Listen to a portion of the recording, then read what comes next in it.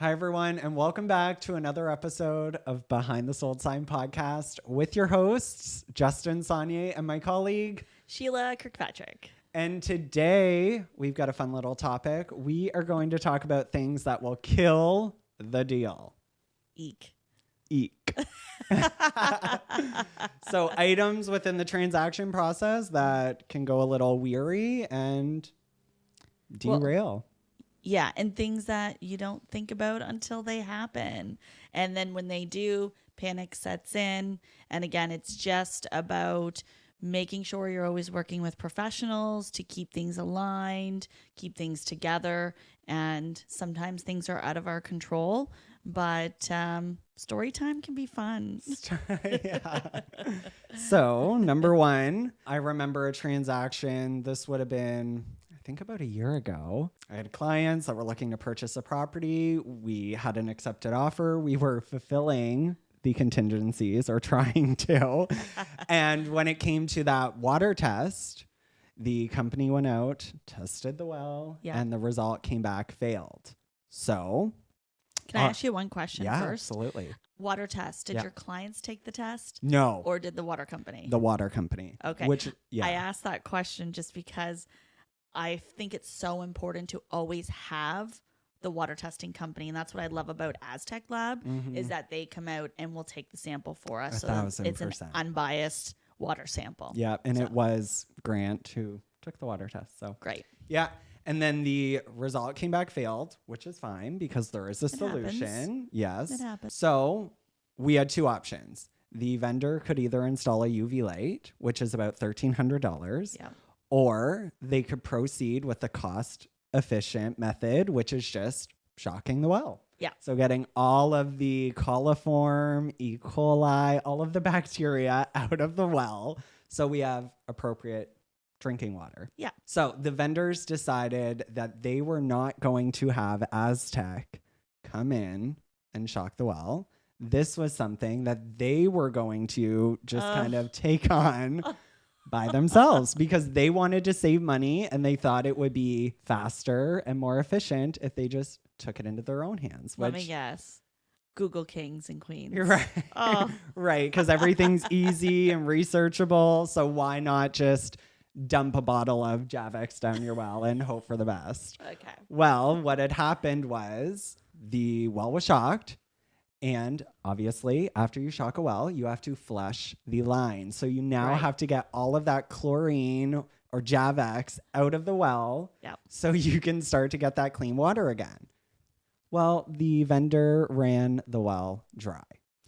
So, and actually so to the point that my client no longer was interested in purchasing that property. So the deal was dead. Because when they ran the well dry, so I'm guessing there was probably some sediment and things.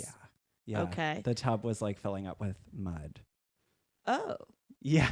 Okay. Like it got. Did you guys walk away right away, or did you try to give it some time to see how long it would take for the water to come back to the well? Yep. So we initially gave it time. So when we knew that they were running the well, it was still coming out, like you said, with some sediment. It was a little foggy looking. We were like, okay, that's no problem. We have patience. Just keep running it and we'll get the clear result.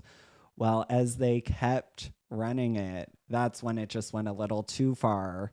And then the pump ended up blowing. So they had to look into getting a new well pump. And it was just at that point for my client, I think he started to review and look things over. And I think things just started accumulating of why maybe the property wasn't the right fit. The right one. Yeah. And there are sometimes we'll feel that there are those signs. But I have to honestly say, hearing this story, the moral of the story is have a professional do professional work because not only did the deal get killed, but I'm guessing the cost of the pump alone and any other things that may have happened to that system would have been well covered by just having a professional in. 1,000%. So note to self, let the professional do it. That's why they're there. It's their job. And then more peace of mind that everything will just go the way it's supposed to. Right. And we can wrap it up and put a bow on it as quickly as possible. Well, I just hope you could find them. And I think you did find them another house. Yes. Yes, we did. We did. It's something they're very happy with. Yeah. But so that's my deal killer. Wells, they're important. We gotta take care of them. Let's be realistic. There are so many things that can kill a sale, and almost every part of the transaction or all the contingencies in the contract can really guide us in that direction.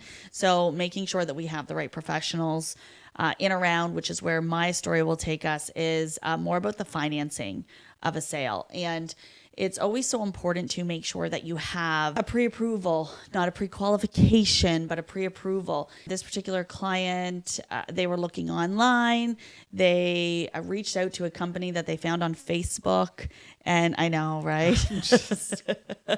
Oh, boy. Yeah. So they found these people on Facebook. And to be honest, I wasn't all that comfortable because I knew that there wasn't going to be an actual personal relationship. And I do feel like this is such a business where the professionals need to work together to get everything done. 1,000%. But what I don't like to do is, if people have their resources, I don't like to try to take them away from who they're using. Mm-hmm. However, if I don't like how things are going, I will jump in and give advice, because number one is the client to me. Absolutely.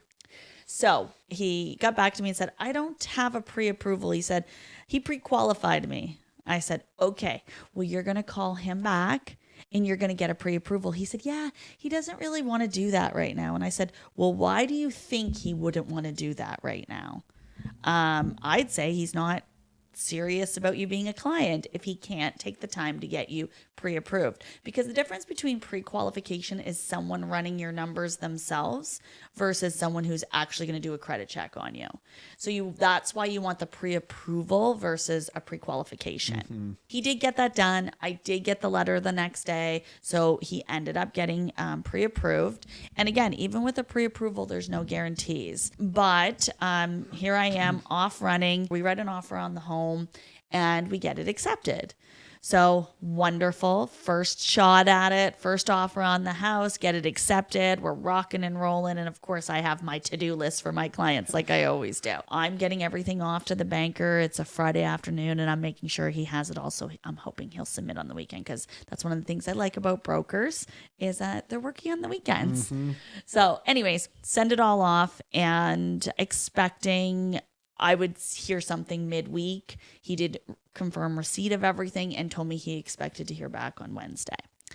So Wednesday has come and gone. I don't hear anything. And then I check in, because we all know that you typically know within 48 hours as a broker if anything's kind of going astray or not. Yep. Things were going astray. Let's just say that. So things are going astray. I'm asking lots of questions. I want to make sure I understand the situation. And this is what I love about my clients. They trust me. Mm-hmm. They tell me their deepest, their darkest, the most intimate things, because they know I'm there to help. So we're talking through everything. And then I'm like, you know what? This does not sound as bad as this person is making it out to be for you. Do you mind if I call one of my folks and see if we can get this back on track? Because at this point, we're thinking no mortgage. Based on the things that he's telling me, I'm like, no, I think we can get a mortgage. So I reach out to my network of people, and he has everything set and ready to go. I'm going to say within 2 hours, because the client already has everything prepared at this point, because they've already given it to the broker. Yes, yeah. So they are set and ready to go. And we had our approval within a day. Oh, that's fantastic. So here we are. And we have our approval within a day.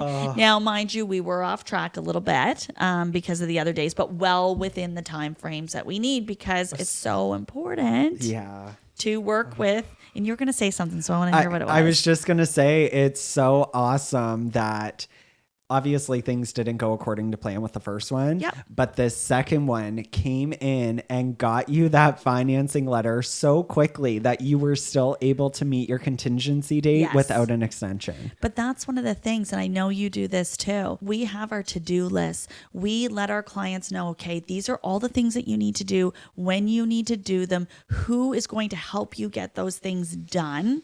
And I know we pretty much have the same list, so I know you're doing it too. Yes.